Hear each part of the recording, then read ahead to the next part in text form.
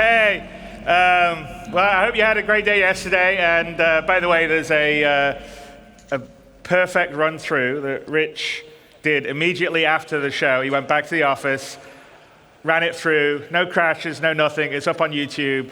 And by the way, that's a dedication of Rich. Is like, okay, I'm going to get it done properly, and he did it. And it looks great, and it doesn't have any screen tearing, because there was some screen tearing. There was a technical glitch in the setup yesterday. So anyway, watch that. And if you're doing comparisons to the old stuff, compare with that video, not from the stream.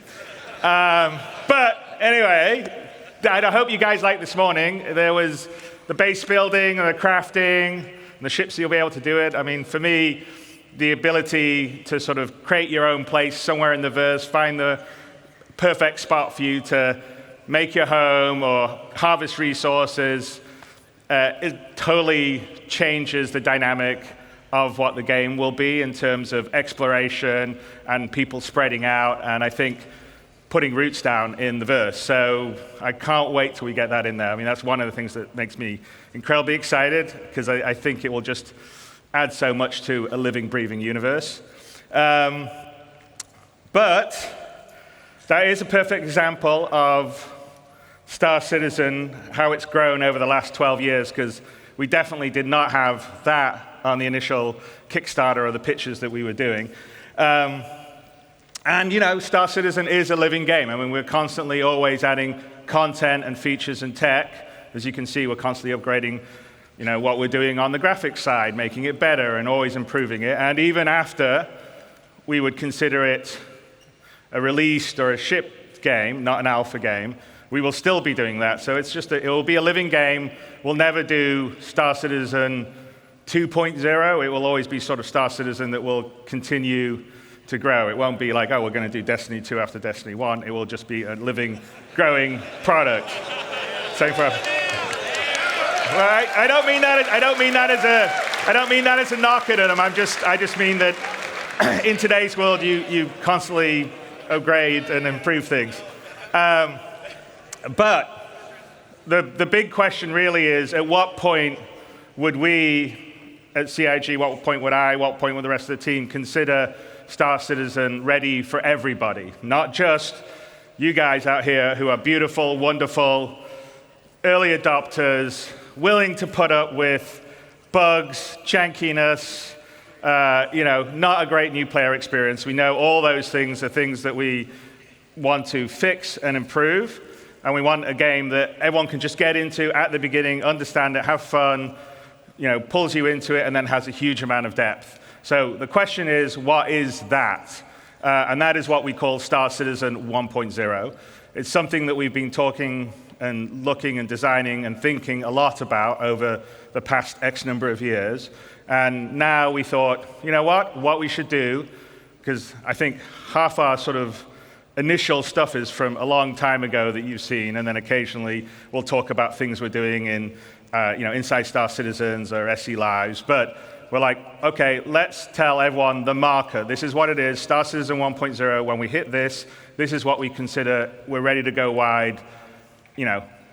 Everybody in the world can get in, play it, whether you're hardcore or casual, have fun, play in the verse, interact, have a great time. And so that is what we're going to tell you today, is what we consider Star Citizen 1.0. That doesn't mean, as I said, that we'll stop at that point. We'll continue to grow and build and add things.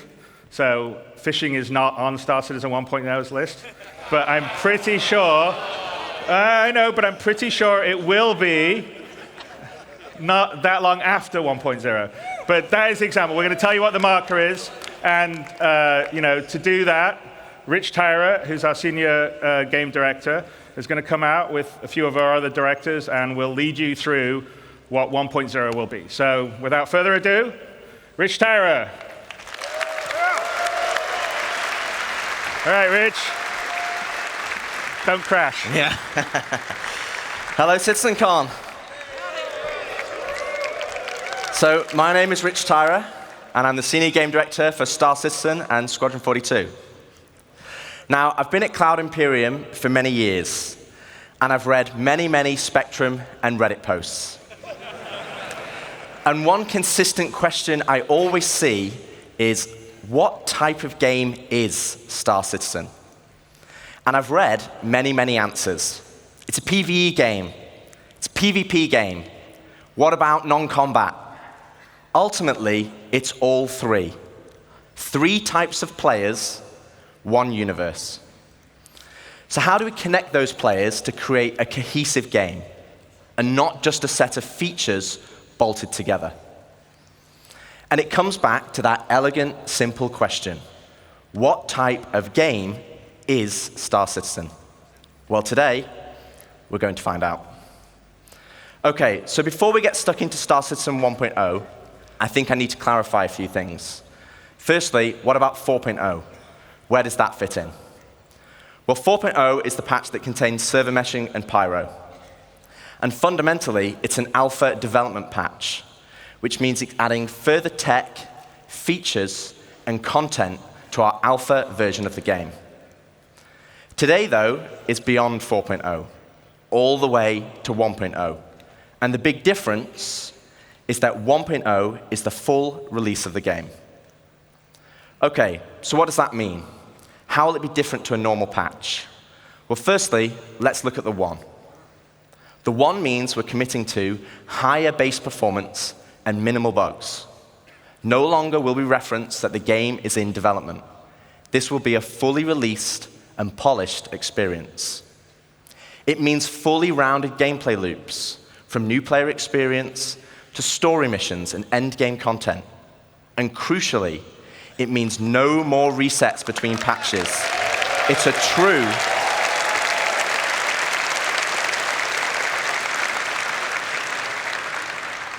true persistent universe. So if that's the 1, what about the .0? Well, it's just as important. It means we're still committed to continued development, with new content and features being planned post 1.0. But those features will no longer be tier 0. We'll be committing to a higher benchmark of quality for each patch, and most importantly, it's a moment in time. If there is a content, feature, or star system that we've mentioned in the past that is not in 1.0, it just means it will come later. 1.0 is more than just a number change. It's the beginning of a new phase of development of the game. Okay, so we know what the 1 is and the .0, but before we move on, I want to address one important point. And for this, we need to go all the way back to the beginning. Here we are, the Kickstarter. As a backer myself, it brings back memories. And it also reminds me we had a lot of stretch goals. And one of those goals was 100 star systems.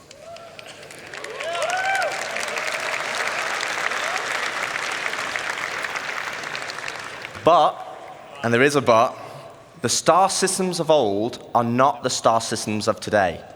They were based on the privateer and freelancer model. They were unexplorable planets with an isolated and small landing zone and had automated landings. And we all know how that went.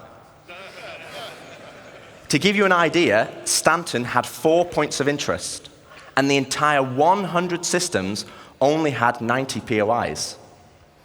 Compare that to Stanton today, and we have 1,626 points of interest.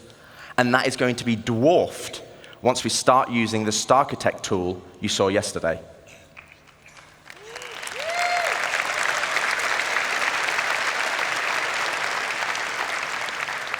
So where does that leave us for 1.0?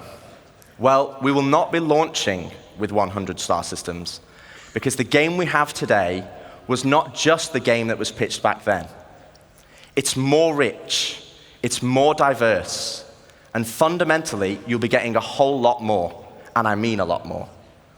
Okay, so now I've defined what 1.0 is, let's get into the cool stuff.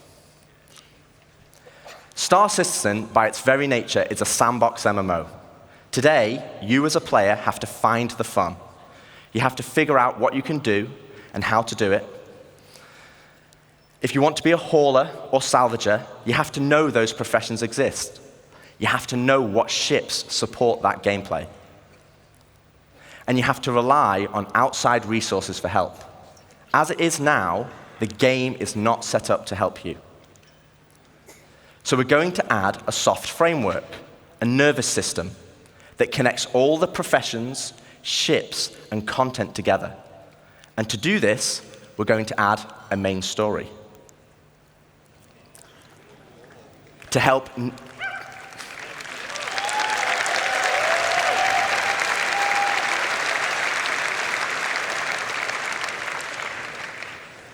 new and existing players, to help discover all the exciting features and content we have, to take them on a journey of discovery of what the game has to offer. This story will become the spine of the universe and help onboard players with understanding how to play the game and understand what's available to them. This story will also introduce each of our guilds and what professions we have to offer. Like the United Resource Workers, our core industrial guild, which supports 2 of our main professions, mining and salvaging. They also support many other features and professions, like repair technician, crafter, and builder.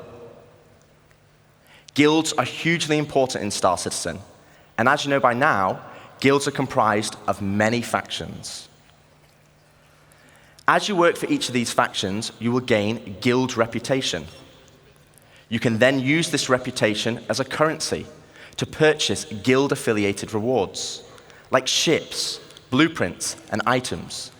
And each guild will have a unique inventory of what they offer. Alongside economic growth, guild reputation will become a core progression of the game. And to talk more about guilds and our main story, I'd like to introduce David Haddock onto the stage, our very own narrative director.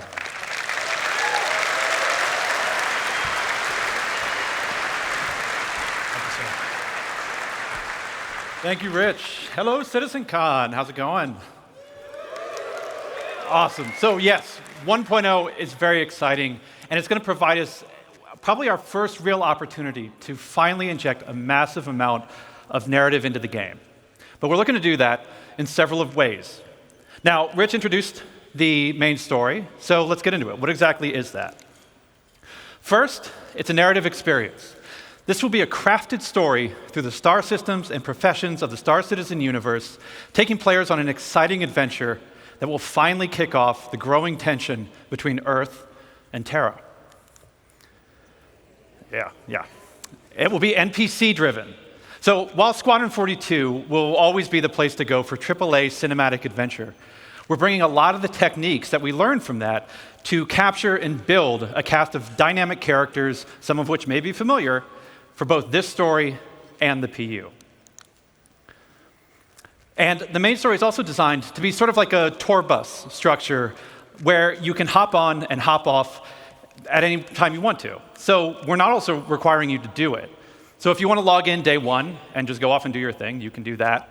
Or maybe you want to put the story on hold so you can go explore a new facet of gameplay that you just discovered. Go for it. The point is that you can complete it at your own pace. So that's the what. So why do you want to do this? What's the motivation to want to go on this ride?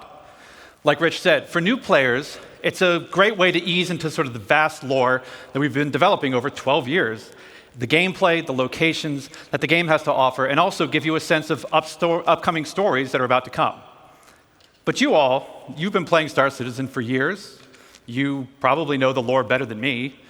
So what's in it for you? Now, of course, we'll have rewards along the way as you complete missions and whatnot, but we're finally going to offer a big prize for completing the story. Citizenship.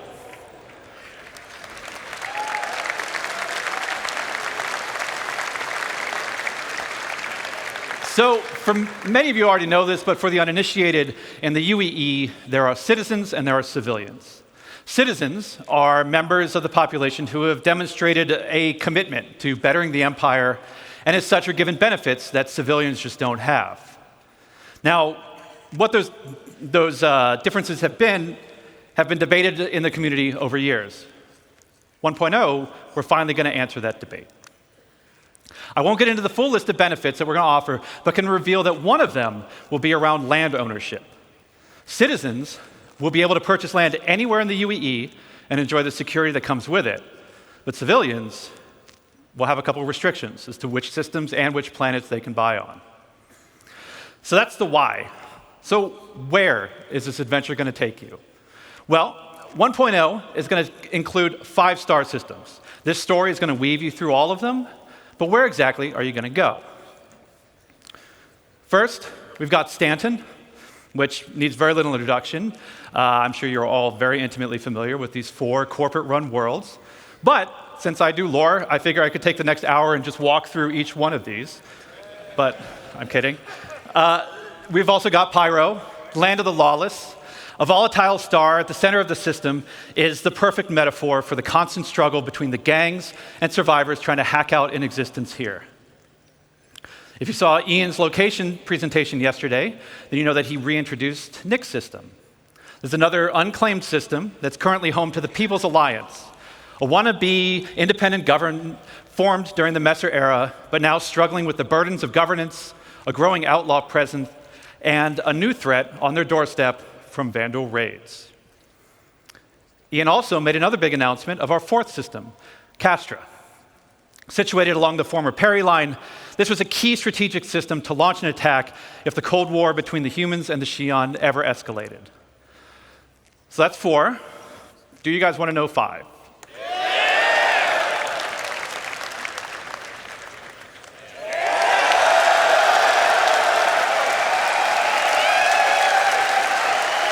Yeah.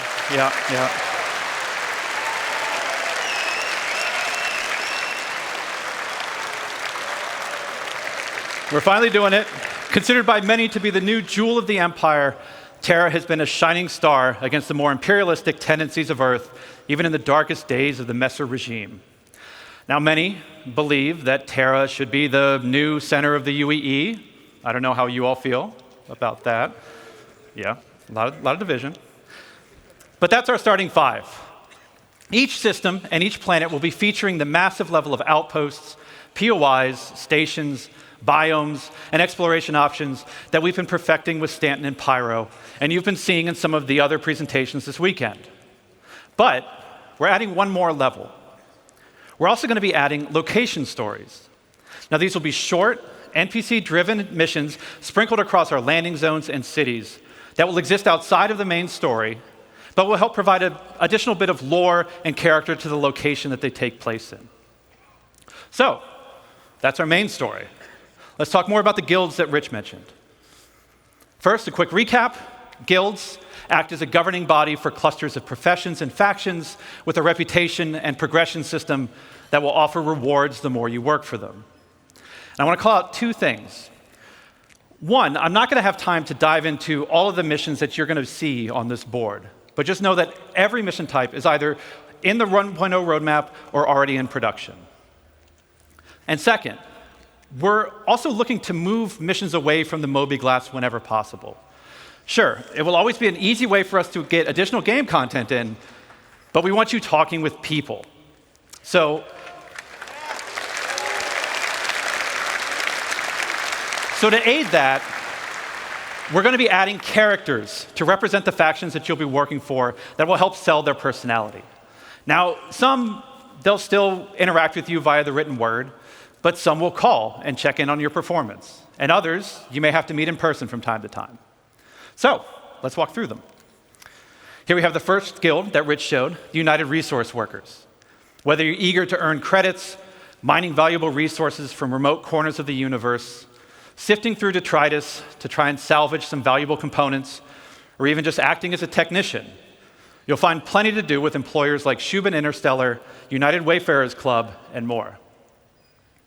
Next, you have one of the oldest unions in the UEE, the Interstellar Transport Guild. This will be the go-to place for everybody looking to make their fortune hauling and trading. Some of the factions that many of you already work for now, such as Ling Family Hauling, Redwind, and FTL. And we're going to be adding something special for the daredevils out there, the Imperial Sports Federation.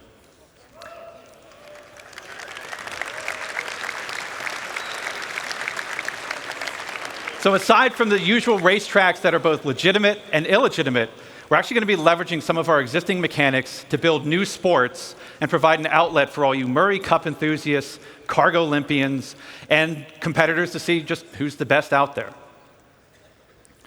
For those who dream of exploring, I'm sure we have a couple here.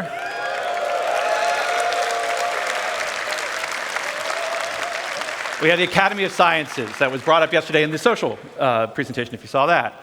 This is a science guild that will include factions like the Imperial Cartography Center, who will task you with a variety of missions to better understand our universe, such as sending you into a nebula to do deep scans, or finally seeing what's at the bottom of that planetary canyon. We're going to have a new faction called High Point Wilderness Specialists, who will offer missions associated with the various fauna that we're starting to get into the game, from population control missions to harvesting specific resources for research. Now, I don't know if we have some people who'd like to do combat, but our combat guilds were doing something a little different. Now, previous to this, these were all of our profession guilds. But for our combat guilds, they operate a little differently. See, these two are diametrically opposed to each other. So once you pledge allegiance to one, the other marks you as an enemy. On the lawful side, we have the Mercenary Guild. They represent factions like Eckhart Security, the Bounty Hunters Guild, and even some military contractors. So whether you're pulling together a team of specialists to go assault a ground base, hunting down an elusive criminal, or putting together a recon run to drum up some intel, Mercenary Guild's got you covered. On the flip side, we have the Council. Now, this is a shadowy group comprised of representatives from various gangs, syndicates, and outlaws who mandate criminal activity throughout the verse. You'll be able to throw in with rough-and-tumble gangs like the Headhunters and the Dead Saints, or work your way up to join highline criminal syndicates like the Atonis or the Drop Kings. But remember, the underworld is a dangerous place run by greed and power, so Mercenary Guild reps might not be the only people you have to worry about, as the syndicates are always looking for loyal soldiers who will hurt their competition and tip the scales of power in their favor. So as you can see, there's going to be a universe of exciting storytelling opportunities for you to undertake in 1.0. But one more thing, we're also going to revitalize our social behaviors to make the populations not only feel more alive and reactive and off chairs, but better reflect the tone and flavor of the areas that they're inhabiting. We want to see the people of Loreville slowly trudging through the streets, overburdened by the ruthless contracts, just as much as we want to see the tourists of Orison gleefully moving from attraction to attraction. And all of this is what's going to make Star Citizen be the experience we set out to make. A diverse universe with a rich tapestry of stories, characters, and experiences for you to live in. To talk more about how all this feeds back into player progression, I'm going to turn it back over to Rich Tyrer.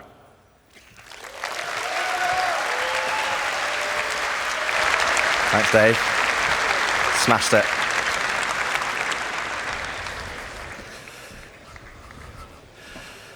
Thanks, Dave. Okay, so we have a main story to connect the universe.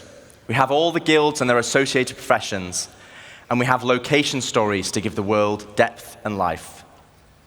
Crucially, though, we have a new core progression in the game, guild reputation. But what about our other core progression in the game? The economy. So, as we've discussed before, we'll be implementing a Star Sim-powered dynamic economy that will automatically adjust the in-game prices based on player activity.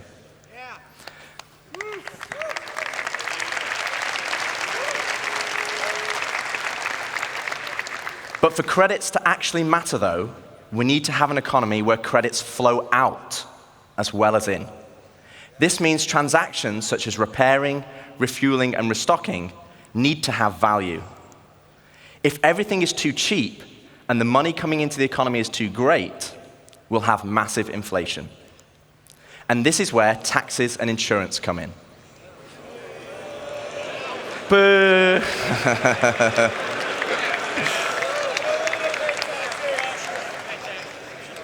We'll have two main taxes: inheritance tax as part of Death of a Spaceman, and security tax for your base that will cover the cost of planetary shield tech.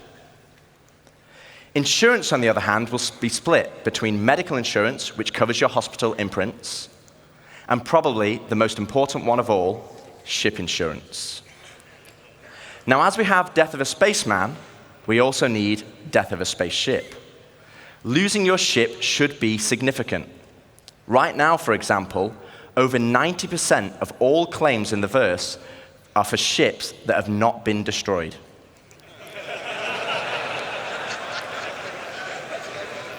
And this is where ship insurance and our new warranty mechanic comes in.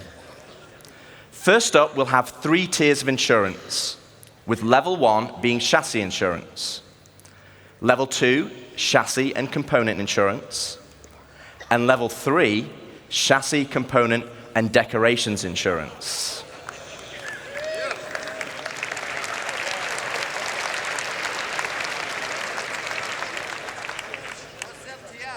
Now, insurance by itself will only pay out credits based on the wear and age of your ship. Insurance, I think you want to listen to this bit because it's important. Insurance with a warranty, though, will give you back a new ship, plus any other equipment or decorations based on the tier of insurance you had. Okay, so this is the bit you need to listen to. All ships bought on the pledge store will come with a permanent warranty and their appropriate insurance.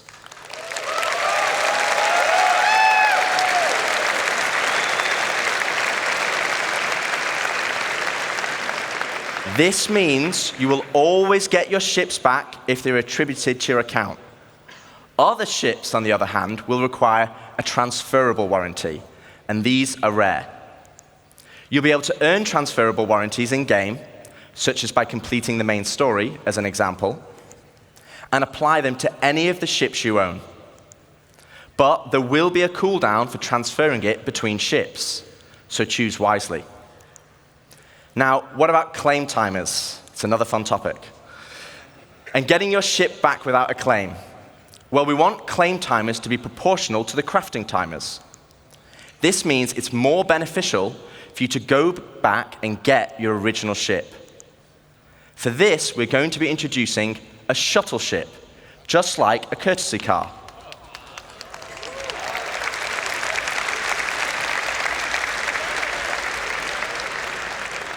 You'll be able to claim the shuttle at no extra cost to most locations and then fly it back to your original ship. Once back in your ship, the shuttle will automatically return home.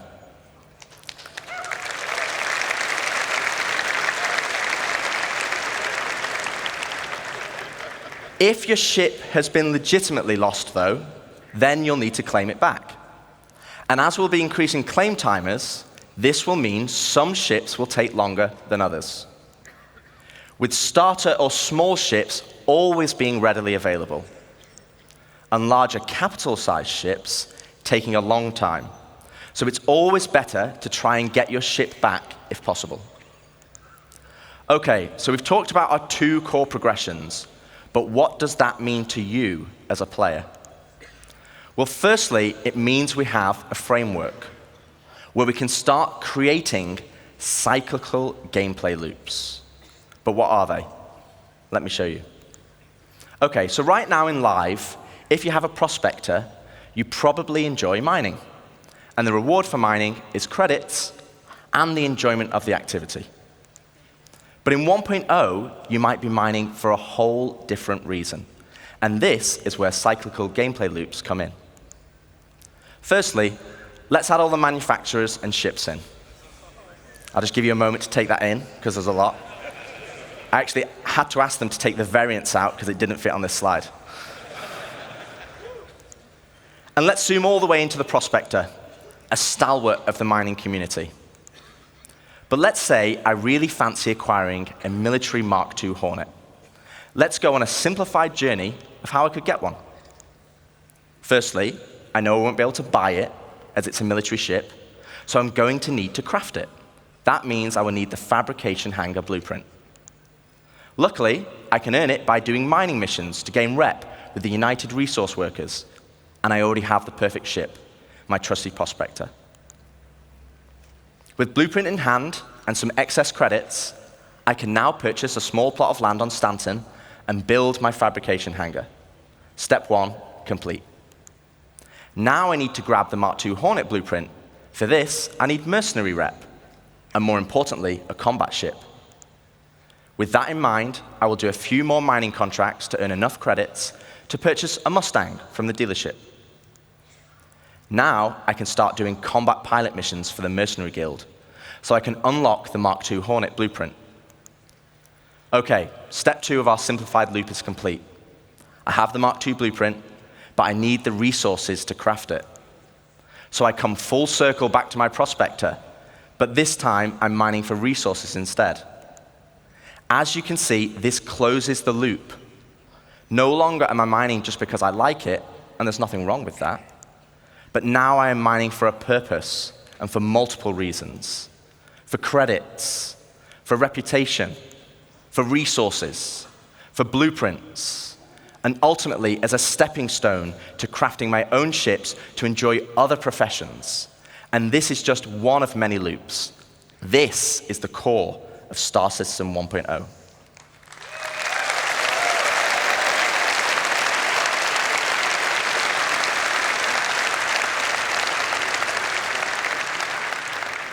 Player set goals that weave between sandbox gameplay and the soft framework we are adding that give meaning and progression to our professions and features. It's providing the framework for motivation to play the game. That's the journey, though. What about the destination? So Dave has already discussed citizenship and the main story, so let's collapse that for now. Let's talk about endgame content. The content that is designed for experienced players and keeps them engaged. Basically, everyone in this room. So how does that look in 1.0? Firstly, we'll have open world content, including missions, group missions, and server-wide events, like we have today, but tailored to endgame players. While the sandbox element of Star Citizen will allow for large-scale battles, we also want to provide challenging instanced content that will take full advantage of not only multi-crew ships, but fleets of ships. And you kind of know how we do that, right? You saw that yesterday.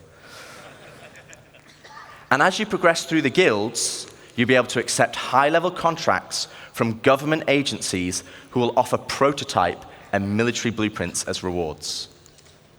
These missions will require the full coordination of multiple players and an assorted fleet of capital, support, and fighter ships. You will finally be able to become the admiral of the fleet, directing your armada from your hologlobe, which, yes, is a feature included in 1.0.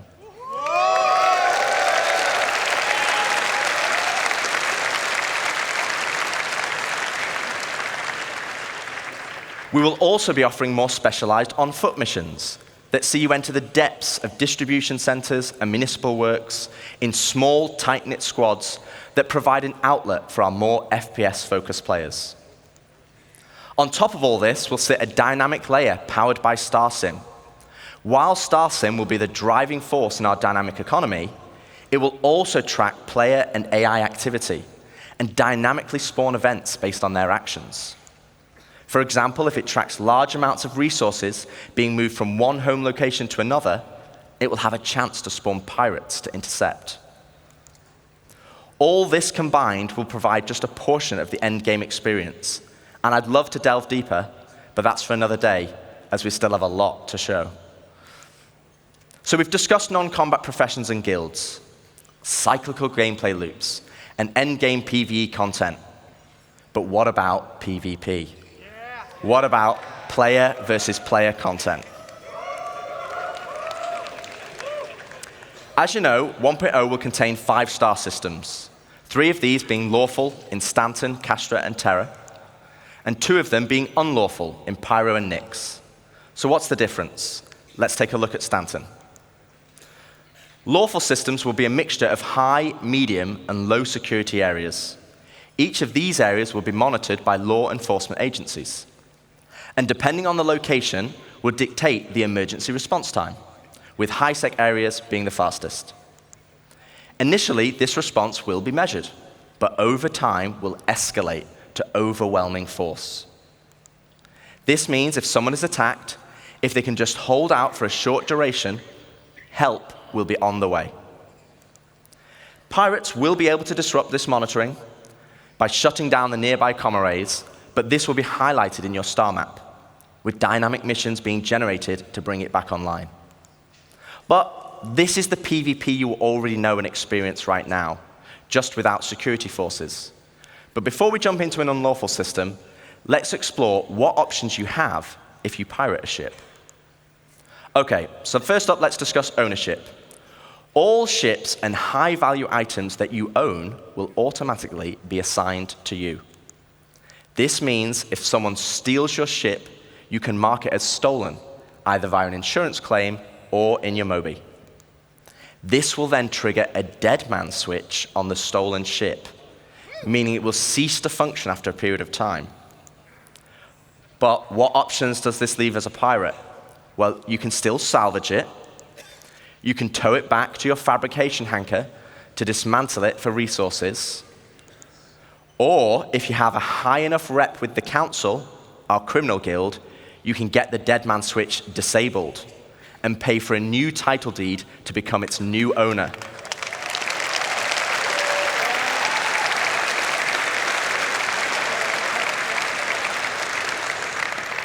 Also, if you're in a lawful system, you'll need to find a transient jump tunnel, as all major locations and POIs will have custom security that will scan you on arrival.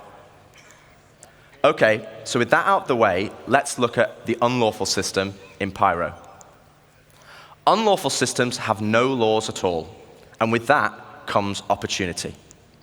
Pyro, as an example, has an abundance of high-quality resources and is a hotbed of criminal activity, the literal definition of high risk, high reward. With crafting now requiring resources, you're going to want to create bases to mine and extract them. This is where base raiding will become a new form of PvP, and it's founded on a combined arms ethos. Defending players will be able to add defenses such as walls, automated turrets, and most importantly, ground shields, a localized version of the planetary shields used in lawful systems that absorb the most powerful of weaponry. No longer can you just turn up and drop a Moab.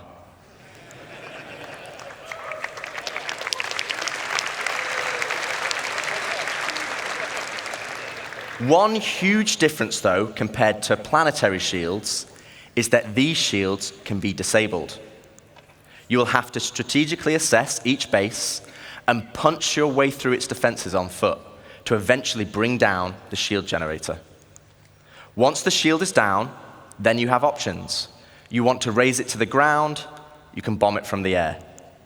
If you want to extract all the resources, though, you'll need to infiltrate the base using explosive charges and hacking while fighting off the defenders. Now, both piracy and base raiding is founded on sandbox gameplay. And again, that's the essence of Star Citizen. But we want to add more. Something where you can log on and immediately find the action and fight for a purpose. So first up, let's go on a history lesson. In the early 2600s, there was a fledgling corporation called SEAL that had developed a new system-wide planetary shield technology, the same technology that will provide protection for your bases today. To prove this tech, they wanted to use Nyx and Pyro systems as a testbed. With the promise of high-quality resources, SEAL lured independent miners to man the shield network in exchange for shield protection for their settlements. As a prototype, SEAL couldn't provide total coverage over all the mining settlements, and so they created the SEAL Tokens program, allowing the most industrious factions to purchase shield coverage for their work. The network consisted of multiple linked bases on the ground that then linked to several stations in orbit around each planet that then connected to the nearest relay in the shield network. which eventually linked back to the shield core, which oversaw system-wide distribution of the shield technology. Factions could then earn SEAL tokens for working on any part of the network. They could then use these tokens to buy shield coverage, but with the competition amongst factions being so intense, SEAL was only able to offer shielding to the hardest workers. Unfortunately, due to outlaw interference, SEAL eventually pulled out of Pyro and Nyx and pushed for a more automated solution in more civilized systems. So fast forward to present day, without SEAL's backing, they had to pull out and leave it as it is. And welcome to Station Warfare.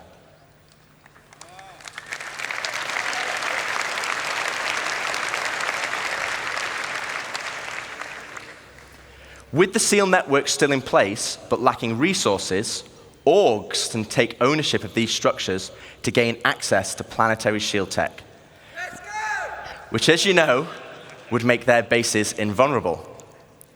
Unfortunately, there's a catch. There isn't enough to go around. And as in the good old SEAL days, the system still works via the SEAL token program. To earn tokens, you'll have to assault a location and then deposit resources to power the network. This begins with ground bases and ends at the shield core. Each structure occupied will then accrue SEAL tokens over time, with larger structures earning more, and at the end of each week, you must then use these tokens to purchase shield protection. With shield coverage being limited, though, the system automatically selects the orgs with the highest bid from across all shards. Meaning for that week only, a certain number of orgs will gain access to shield protection. So this is a chance for your org to become the de facto leader of a system. It means you'll be able to log on and immediately find the action and fight for your org. And finally, it's not just sandbox PvP or ganking. You are fighting for a purpose. So once you've won your bid, what then? Well, to talk more about that, I'd like to welcome Ian Leyland, Star Citizen's creative director, to the stage.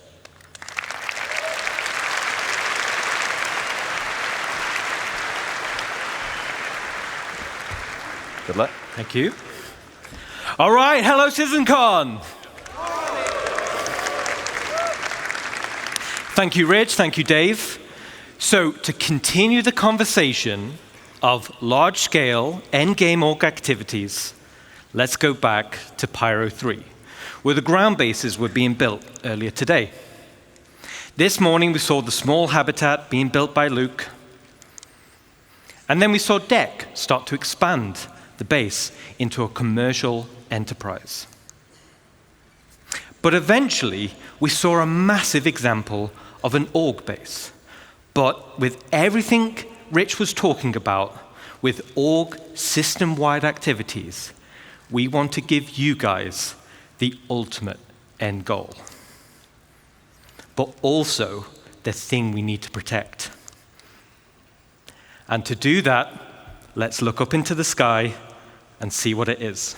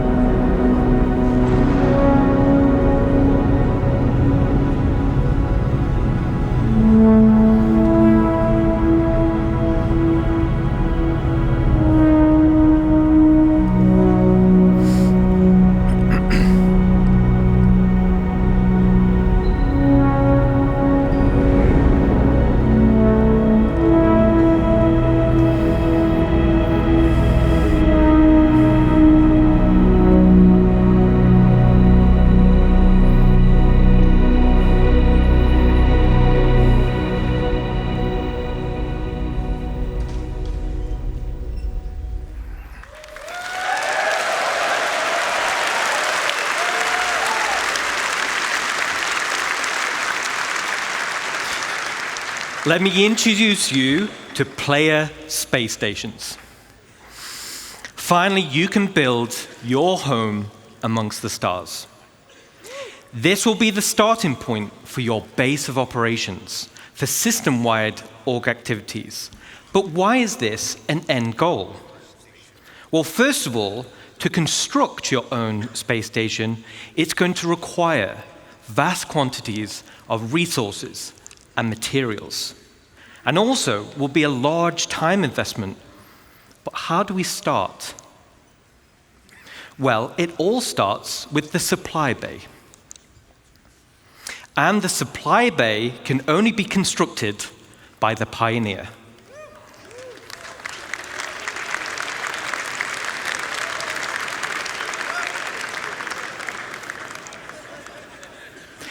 Once it's created, the supply bay then handles the creation of the station itself. Now, we're in gray box development phase, so the artwork's not final, but let's go on a journey and start building our space base.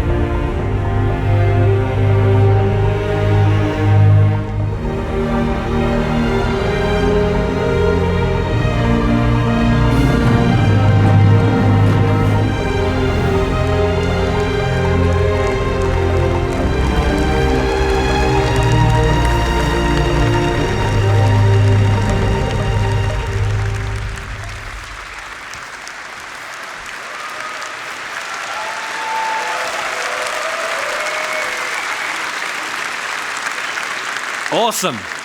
Awesome. So as you saw, the cargo grid of the supply bay consumes resources, and the required resources will be substantial and will need to be topped up over time.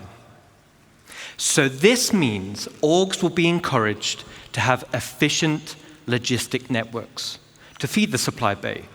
And as Rich outlined with professions, it's ideal if your org is well-rounded in terms of roles. Even the starter player can contribute. The supply bay has automated construction drones, which are used to create the station. And unlike ground bases, many drones are used at once to create the base. Once the station is built, the supply bay then integrates into the station itself. So here we are. We've built our core station module, and it's big. And out of the box, the station comes readily built with some core functionality. Let me talk you through it. Right on the top is the bridge, which is the command deck. This is where all further construction is going to be managed. From here, we can then monitor the status of the entire station. We have access to power and water management. Power and cooling is something you'll need to consider carefully. It also is an area to set permissions for who can enter particular areas, either divided by the ranks of the org itself or open to the public. And there'll be a radar station to track the activity outside the base.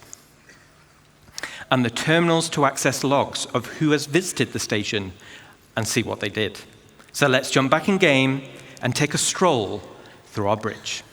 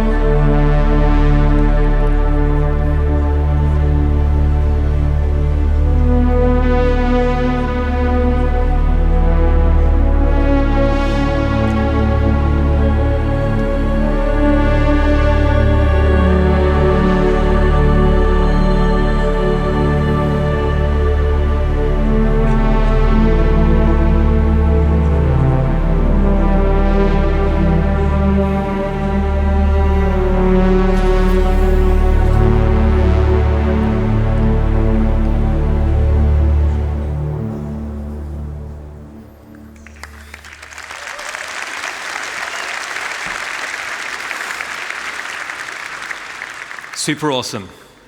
The back of the bridge leads to a centralized transit network. This spine physically connects the entire station and will provide access to the various decks. Each level in the station will have a centralized lobby area, and this is your station. You'll be able to use the decorator mode, so you'll have plenty of space to theme it however you want. And speaking of having plenty of space, this space station will have a one-to-one interior layout matching the exterior. No magic elevators.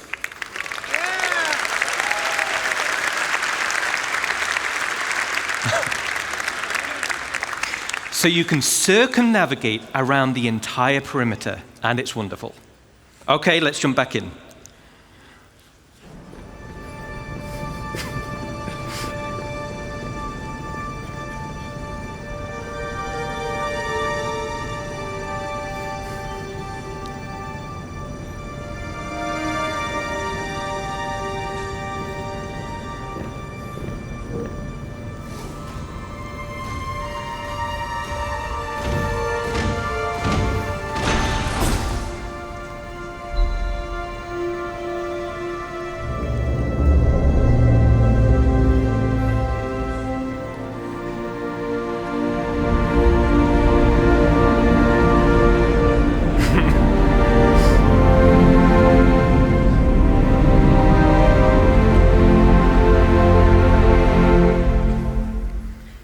All right.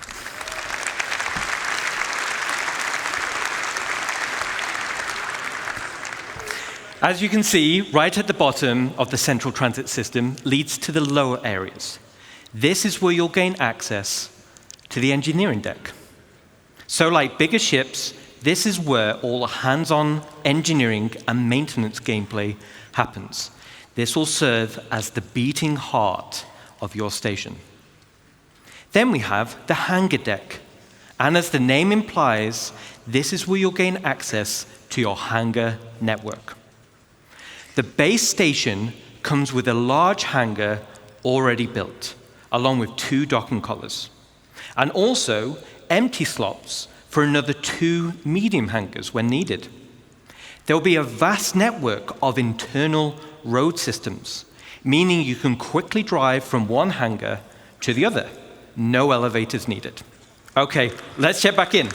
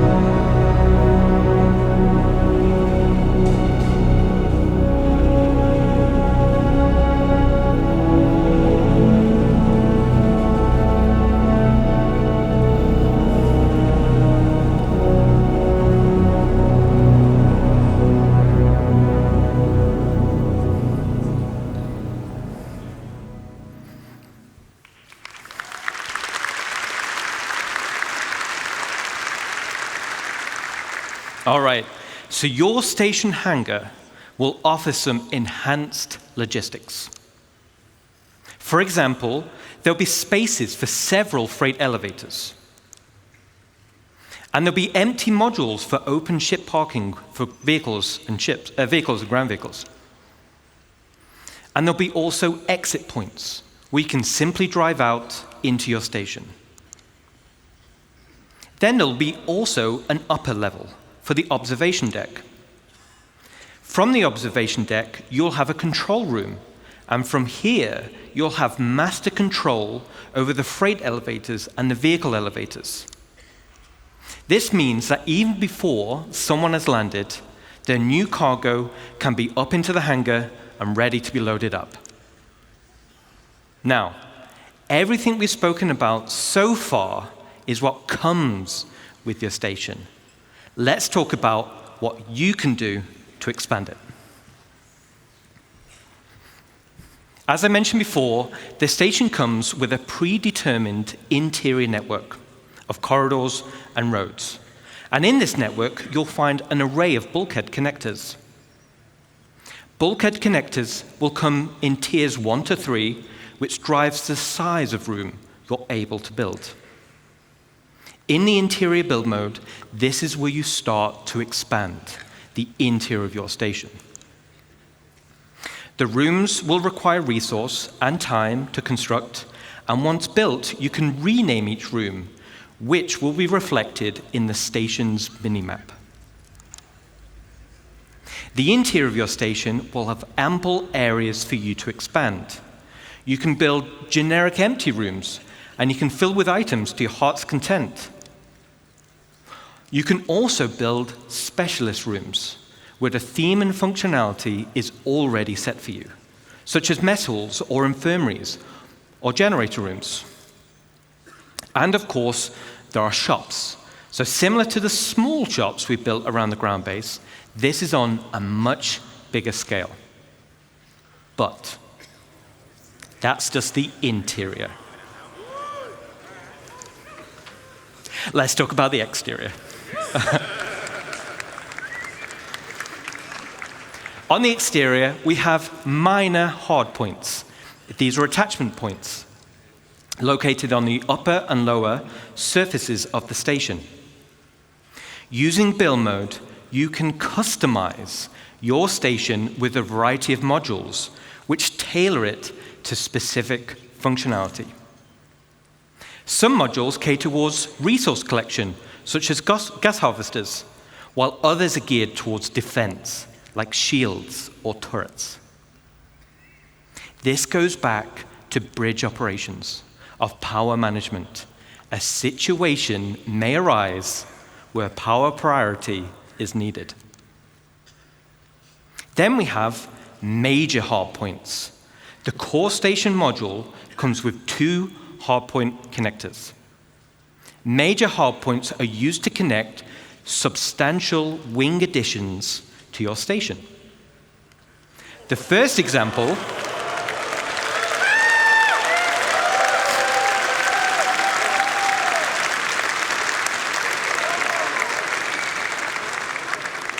Awesome, thank you. Awesome. The first example is the cargo wing. The cargo wing will dramatically increase your inventory capacity. So this is ideal for orgs who are specializing in holding. Then we have the refinery wing.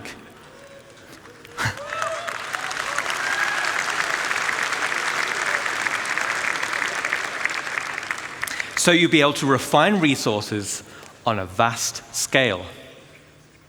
As it's in space, it's much more convenient than traveling to a ground base. Now, a player could buy resources from your cargo wing and then refine it directly in the refinery wing. And finally, we have the hangar wing. So, all right.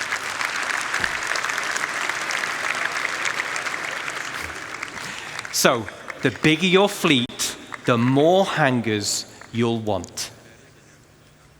There'll be a variety of hangar sizes as well as docking collars to help organize your fleet's deployment. All major hardpoint wings are connected via struts. And like the rest of the station, the struts are also internally traversable. Okay, so let's recap on the exterior expansion wings. Minor hardpoints give us options on how to collect resources or provide automated defenses for your base. Major hardpoints gives us options on how you can specialize your base. Let's jump back in game and see how our base is getting on.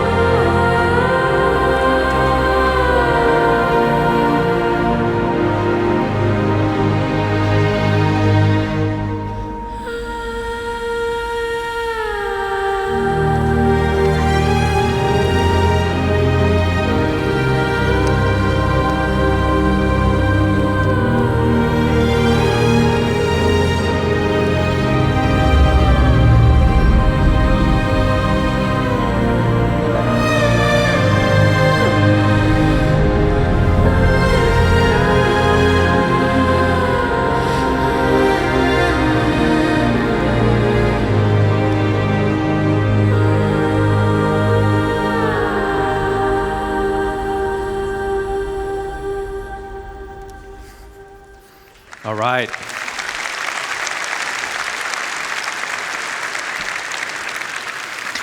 Yes, Pedro has been working with us on this as well, so thank you.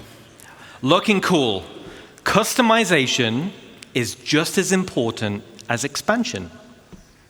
Similar to ground bases, you'll be able to earn tints for your station, and you'll be able to apply decals for your org logos.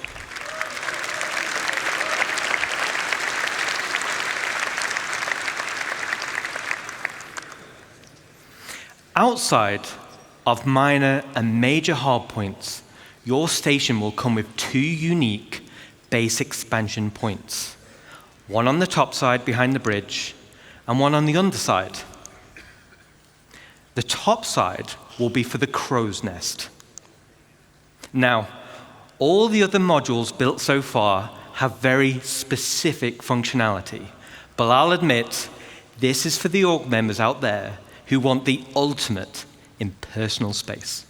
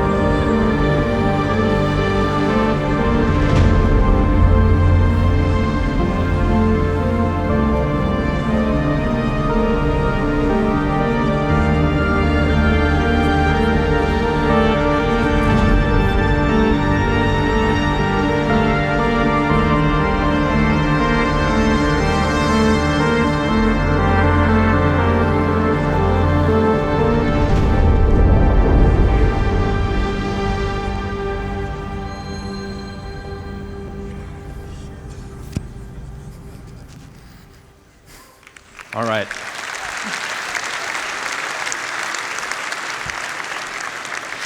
So I'm going to be flying around the verse, and I want personal invitations to see what you've done in those rooms, okay?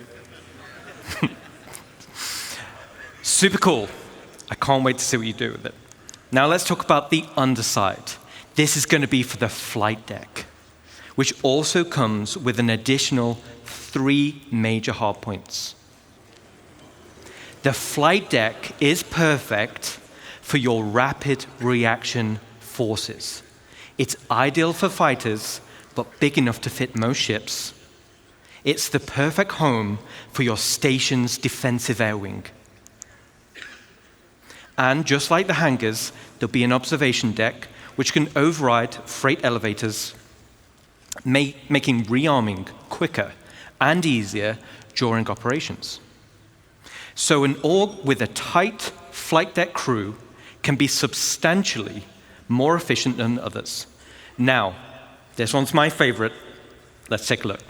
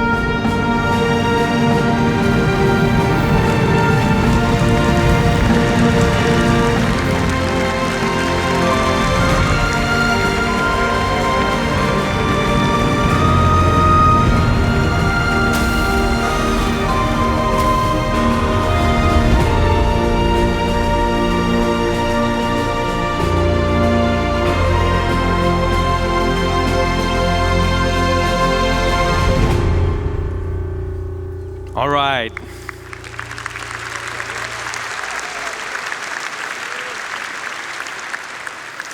There's a few little Easter eggs in that video. But why do you need a flight deck for your rapid defenses force? Well, if you've built your super awesome station in a super lawless system, now you're the potential targets for others. Everyone will have their eyes on your resources and wonder what gear you've got in your inventories. And let's say we didn't win the station warfare bid that Rich mentioned.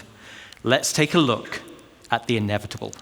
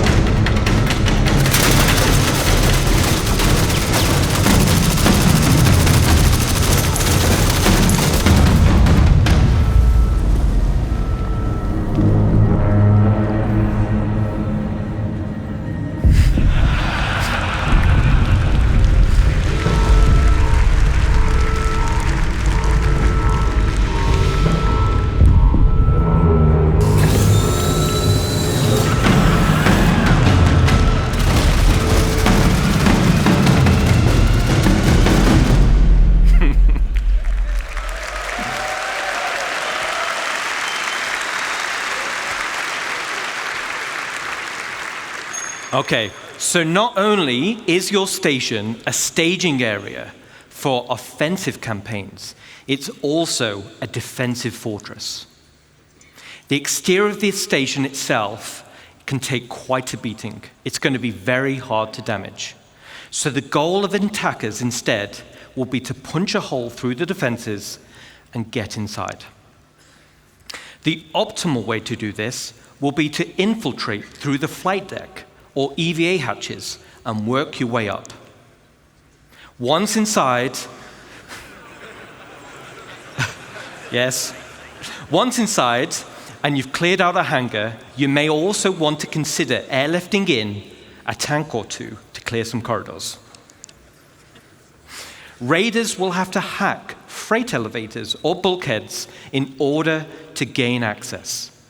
And of course, bring enough ships with them to start hauling out the loot.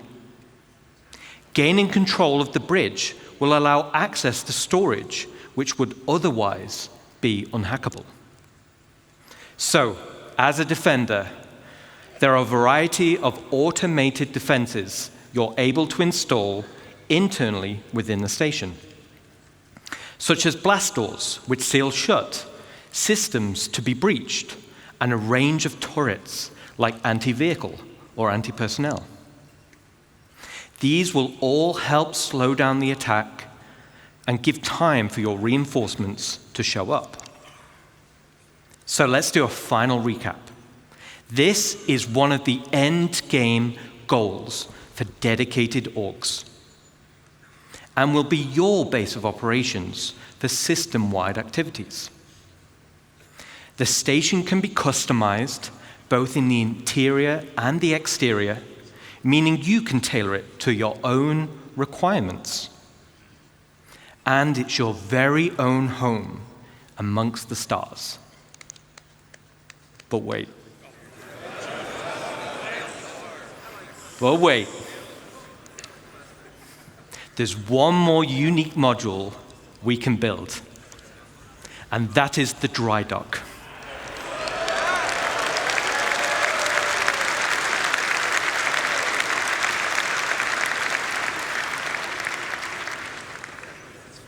This unique slot will be at the back of the station.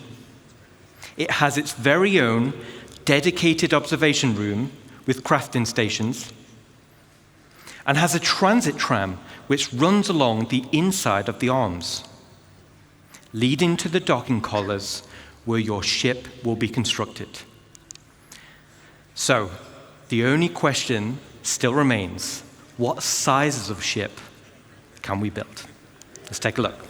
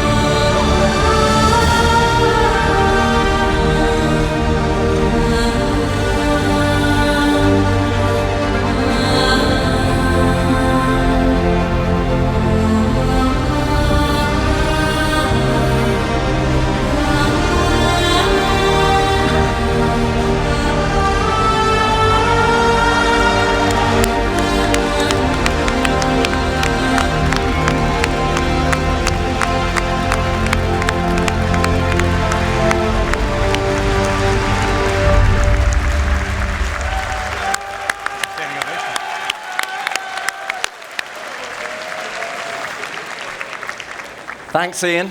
So now we're talking. Multiple stations linking and dry docks to craft your very own capital ships. The ultimate end goal for any org. Okay, So let's take a step back. At the beginning of this presentation, I mentioned we had 3 types of players and 1 universe. And hopefully you can see we have purposeful gameplay catering to each type of player. But that wasn't the only goal. It was to build a game that connected all 3 together cohesively. And this is where you come in.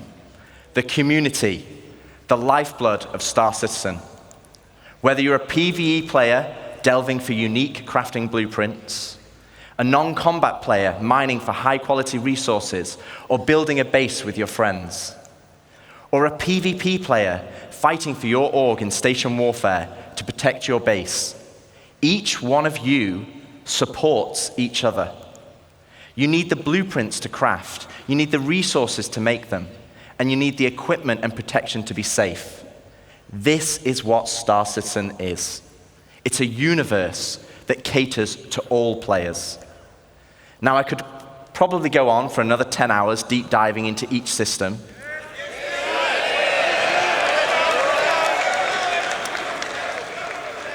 But I'd do Jared out of a job, and he needs future ISCs and SC Lives and CitizenCons. Today was to reaffirm what type of game we are making. And I hope you continue to come with us on this journey as we march towards Star Citizen 1.0.